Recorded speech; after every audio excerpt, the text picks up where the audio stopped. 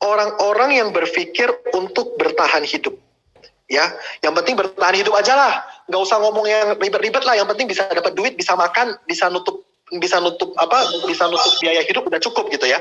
Nah, itu orang yang berada di level survive. Tadi saya udah ngomongin ya, kalau agent yang bagus itu harus punya 3 hal, punya attitude, skill sama knowledge ya. Punya ASK ya, teman-teman ya. Agent itu harus punya 3 hal ini ya, teman-teman. Jadi teman-teman, yang paling banyak adalah orang di level survive, ya kan? Mau rekrut orang di level survive ini, teman-teman, kalau kita rekrut orang di level survive ini, bisa berhasil nggak? Bisa. Tapi orang di level survive ini, skillnya belum ada, attitude-nya belum ada, knowledge juga belum ada tentang asuransi. Artinya tiga-tiganya nggak ada. Teman-teman kalau rekrut orang seperti ini, ya perlu waktu lah, perlu proses lah ya, perlu waktu yang lebih panjang ya untuk membentuk karakter orang di level ini ya. Di atas level survive ada orang di level safety. Siapa ini safety?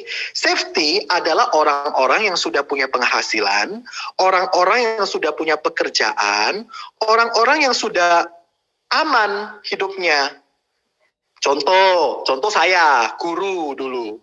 Saya udah nyaman banget dengan pekerjaan gue sebagai guru waktu itu. Karena saya udah nyaman banget kan. Nah, ini level safety nih.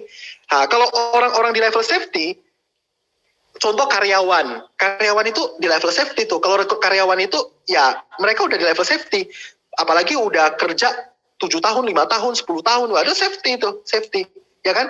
Nah, orang di level safety, ini better daripada orang di level survive. Kenapa? Kalau orang di level safety, attitude-nya setidaknya udah bagus.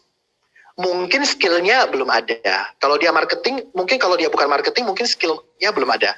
Knowledge-nya belum ada. Jadi kalau Anda rekrut orang di level safety, Anda cuma butuh bentuk skillnya sama knowledge-nya. Tapi kalau masalah kerja keras, masalah disiplin, masalah apa, nggak usah diajarin lagi.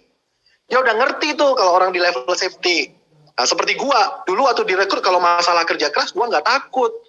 Keluar pagi jam 7, gua udah biasa gitu kan. Attitude-nya udah terbentuk. Yang nggak ada apa? Skill sama knowledge. Ya kan? Nah, itu yang gua perlu diajarin sama mentornya gua, sama leadernya gua. Ya, saya ini dari level safety. Ya, dulu waktu direkrut. Di atas level safety, ini teman-teman, kalau teman-teman mau rekrut orang yang langsung start club, jangan rekrut di level ini yang ketiga, namanya belonging. Kalau teman-teman rekrut orang di level belonging, siapa mereka belonging nih?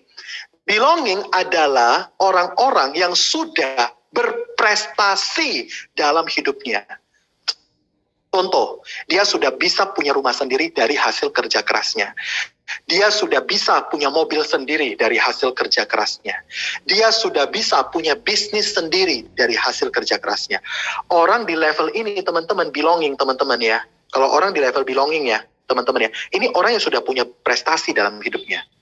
Pertanyaan saya, kalau orang udah punya prestasi dalam hidupnya, attitude-nya bagus nggak? Pasti bagus lah, nggak usah tanya lagi. Punya skill nggak? Pasti punya skillnya untuk ngeyakinin orang dan sebagainya. Yang dia nggak punya apa?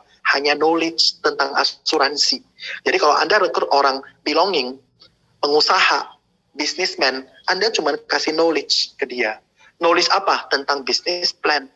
Knowledge tentang jenjang karir.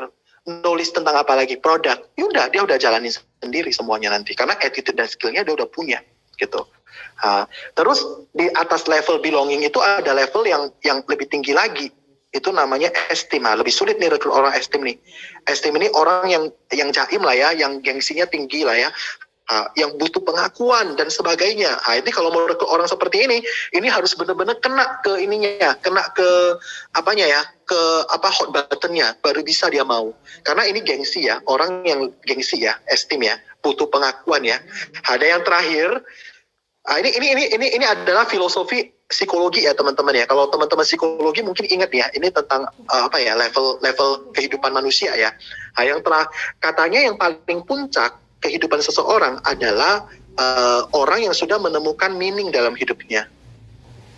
Nah, kalau ini jangan direkrut lagi ya, kalau orang yang sudah temukan meaning. Karena dia memang udah temukan tujuan hidupnya, teman-teman. Contoh, misalnya udah jadi pastor atau jadi biksu, ya jangan direkrut lagi lah jadi agent, teman-teman ya. Dia udah menemukan tujuan hidupnya, ya teman-teman ya. Jadi itu yang paling tinggi menurut hukum psikologi. Jadi teman-teman, kalau teman-teman mau rekrut orang yang berkualitas, saya lebih menyarankan, kalau dulu ya, saya yang penting hidup punya 2 kaki gua rekrut gitu. Tapi sekarang ya kita kalau mau dapat kelihatan hasil langsung, maksudnya NAA-nya biar langsung kelihatan, ya rekrut minimal di safety atau belonging. Karena kalau Anda rekrut orang di level itu, teman-teman, itu udah langsung